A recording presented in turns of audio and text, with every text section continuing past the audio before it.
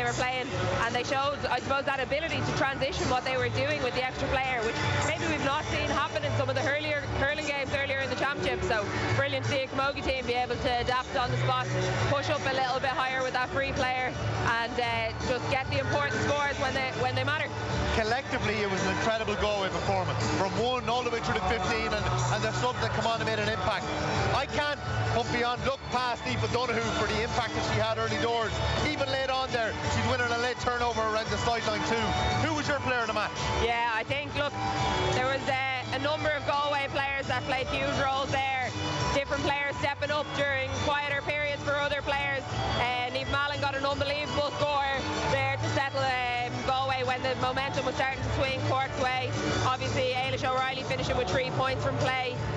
We saw the goal from Mairead Dillon and Caoimhe Kelly getting important scores in the first half, but I think there was about 3 points there when I thought the ref was going to blow the whistle and the ball was in Aoife Donoghue's hand, and it seemed like it was going to be a fitting way for the game to end, for her to be the one in possession when it did so, which goes to show how much ball she was on, like you say, right up until the final whistle. So I think I have to agree with you there. Couldn't look past Aoife Donoghue for player of the match. Well, despite what we think, I think Ailish O'Reilly is about to be awarded, and she was brilliant as well, as you mentioned, 3 points from play. Look, Cork GA fans have had a tough couple of weeks. For this Cork team out here, they are absolutely crushed on the ground out there. There's a lot of them up and about. They've had an unbelievable journey for the last couple of seasons, but this 3 in a row, 5 in a row, 3s in a row, they're so difficult to put back-to-back All-Irelands together, as we've seen in multiple codes and Gaelic games. Cork haven't been able to do it since 73 despite all their success. What happened today? Yeah, look, only the Cork girls will know the impact that the 3 in a row talk and expectation had on them. All-Ireland finals are a different kettle of fish at the best of times. You know, there's a different mental approach you have to take going into them. There's a whole different pressure and expectation and hype around the games, especially with Camogie.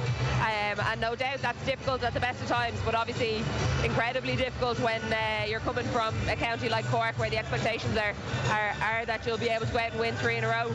Look, I'm sure all the hype around hurling in Cork probably played a part as well this summer, and obviously seeing what happened to the lads in the All-Ireland final will probably have shaken some of the girls a little bit. I guess they would have hoped to use it to their advantage and make sure they take nothing for granted, and look, we wouldn't suggest for a second that they did. But as you say, so many exceptional players out there with Cork today, so many girls who've given an unbelievable service to their county, not only over the last 3 years but for the last number of years, so they deserve huge credit for the performance they put on there today. I'm just after catching a lovely moment there of Aoife Donoghue and Carrie Dolan embracing just beneath us here underneath the Hogan stand. They were epic today, like Dolan in particular. Some of the frees that she nailed, the leadership, she's involved in that sending off for Hannah Looney as well. She definitely gave her a slight dunce. Maybe it was a bit cute. She got away with it, and Looney reacted and was sent off, unfortunately. So yeah, we commented earlier on one of the frees when Galway were breaking through, on one of the frees that was given, that was a tactical pullback on the jersey to make sure that you didn't give away a card as well as giving away the free. And I think that was the difference between Carrie Dolan. Absolutely gave her a little bit of a dun to the back to cause Hannah to react, but hard as it is in the heat of the battle, you have to be able to keep your head in those moments, and you just got to, anything up high, anything around the neck and head is going to be punished. So look, Carrie Dolan, unbelievable performance there today. I think she was 7 points from frees. I think she missed 1, but to be fair to her, like, unwavering, and that one she hit in the far sideline to win the game. Probably deserved player of the match in and of itself, actually, to be honest with you. It was an incredible free to finish on. They mightn't have actually decided yet, because we're doing a couple of interviews down below on who the player of the match is. We've heard Galway girl ring out. We're listening to the Saw Doctors at the minute. It's Galway's day. Yourself and Rachel Sheen and myself were chatting before the game, and you guys were talking about what Cathal Murray going to have up his sleeve. What did he have up his sleeve today? Yeah, I think that it was probably the belief that was in those girls going out to it, the mind frame that he had them in, the way that they approached the game. They obviously weren't listening to any of our analysis anyway beforehand, saying that Cork were going to win. Today was Galway's day. It was all about them. They set the tone from the start. I think, to be fair to them, both teams left an ocean of space in front of their goals. At periods, there was only 2 full backs and 2 full forwards in front of the goal, and Galway backed their backs to go man for man in those scenarios when they needed to. And I think the intensity that they brought, particularly the Galway forwards, not letting the Cork backs build out, not letting them get that traditional run that they want to, and those pop passes over the shoulder. And we all know when you get a turnover in an opposition's full back line, that's where you can create dangerous chances, and that's where you can really make hay. So to be fair to Galway, they've done that effectively today. Yeah. What's this going to do for the sport?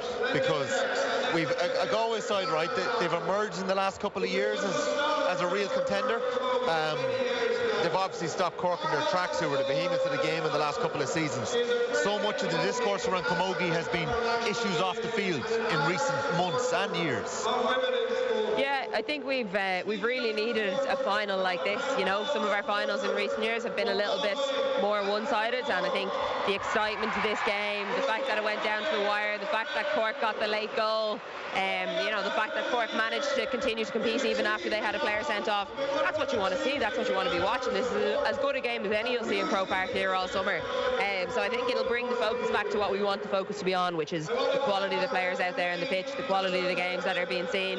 And I think also, you remember Galway came from a group where, although they won all their matches throughout the championship, there was a lot of close games in there. There was I'll be saying now they only bet us by 2 goals, so yeah. Dublin are there and thereabouts. But there's a lot of teams that weren't that far off Galway throughout the championship, so it'll give them I guess a sense of the fact that they're not that far off it and that they're able to close that gap, and it probably shows the level of competition that is there within the Camogie Championship still.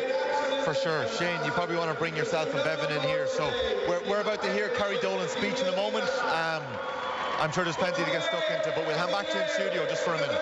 Brilliant stuff. Thanks very much, Tommy Rooney and Aisling Maher at Croke Park there, as the lad said. Kerry Dolan just starting the speech at a noisy Croke Park at the moment. Brilliant stuff. And I have Bevin Bowdren in the studio with me here from Waterford. Bevin, unbelievable, isn't it? Just crazy scenes on the finish.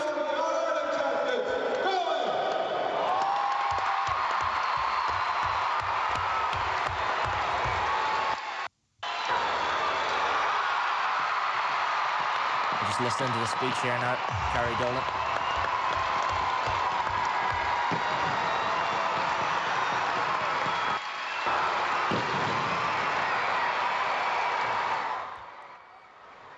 Yeah, they're lifting the trophy. They're brilliant stuff. Croke Park. It's unbelievable if you're a Galway fan. It's amazing, isn't it?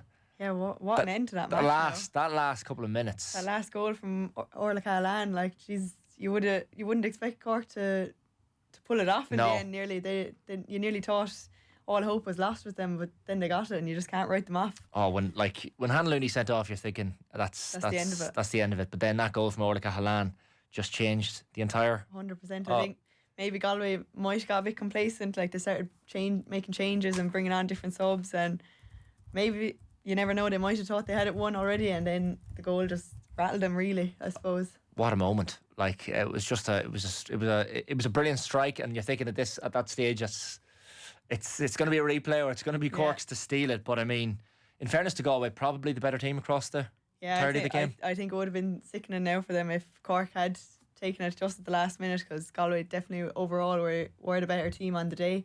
And even Kerry Dolan, like, on freeze, like, she was exceptional now. The nerves, especially to get that last one right out on the sideline, like, to put that one over the bar to essentially win the game for them. Yeah, just incredible. Player of the match, I know Aisling, Maher and Tommy had a chat about it there, but I suppose Aoife Donoghue was the person who was just everywhere across the game. 100% would agree with it. I think the yellow card, I wouldn't even be factoring it in the decision. Like they said, I think it might have been the right decision. Like, they saved the penalty after all, so you might be thinking it was definitely the right idea. She was literally end to end. She covered, I'd say, every blade of grass on the pitch, so definitely deserving of it. She hardly done a thing wrong, I'd say. Yeah, never had a foot wrong, in fairness. She was just, and as you said to her, and you'd have come up against, Aoife Donoghue many times yourself, but it's the pace, isn't it? Just pace to burn. 100%. Like, even you seen her take off there when Galway did get the goal. She assisted there, but she had pace to burn. Like, she was well and truly in. Yeah, it was just amazing. We're watching the speech here now, and I mean, Galway back to the top of Camogie in this country, and as the lad said, it's been a tough couple of weeks if you're a Cork GAA fan. Obviously what happened in the second half of the men's hurling final was one thing, but then to lose the Camogie in this nature as well, it's going to be a tough pill to swallow. But they just can't seem to get that 3 in a row. Yeah, 100%. I think maybe like Aisling was saying, it might be a mental block, and maybe that's why they were more unsettled than maybe last year when it was a tight game as well. Like, I think maybe the 3 in a row could be in the back of the minds, and that could be why they kind of not lost the heads as such, but kind of on the day. It was a fairly complete performance from Galway, you know, from the get-go, because we were even saying the first 10 minutes of the game, Galway were controlling the tempo, controlling the speed of the game, and they kind of, Cork obviously had their patches and certainly came back, and obviously when they got back level, but overall it was 100%. Galway the better team. I think definitely. I think they were sharper. I think even coming out with the ball from the backs, like they were well and truly were in control. Their forwards, even the subs that they brought on, got a heap of ball. They definitely were well and truly deserving of this All Ireland anyway. Yeah, big time. And the impact of some of the players off the bench for both teams, but for Galway, you look at I know Jennifer Hughes came off the bench in that second half. Sabina Rabbit was a real crucial cog. Like, she came on with 20 minutes left maybe, and was involved in a lot of positive things that Galway did. Yeah, 100%. She did. She got on a lot of ball now, and she had the arms in the air when she got blown for over carrying, but that just shows like she came straight off the bench onto the field, and she was straight into action anyway. Yeah, straight to it as the Galway players look up, and the trophy's going to be lifted any moment now. And an incredible finish to that game. Cork 1 goal and 13 points, Galway 1 goal and 14 points. Galway are the All-Ireland Senior Camogie champions for 2025. An incredible victory for them. And of course the intermediate champions earlier on were Offaly, who beat Kerry by 14 points to 11, and the Premier Junior champions then were Laois, who saw off Armagh 2-15 to 12 points in that game earlier. Bevan, thank you very much for coming in today. Thanks for having me. An absolute pleasure. Good to chat to you, and I'm sure we'll touch base again. Hopefully it means if you're not in here, it means you're deep into the championship playing and you're not able to come in. So exactly. Hopefully it would be in All Ireland yet now next year maybe, or years after, hopefully. 100%. Appreciate you coming in, Bevin. Thanks a million for that. Bevin Bowdren there of Waterford with us across the afternoon. We'd have had Aisling Maher, of course, of Dublin, in situ at Croke Park as well, alongside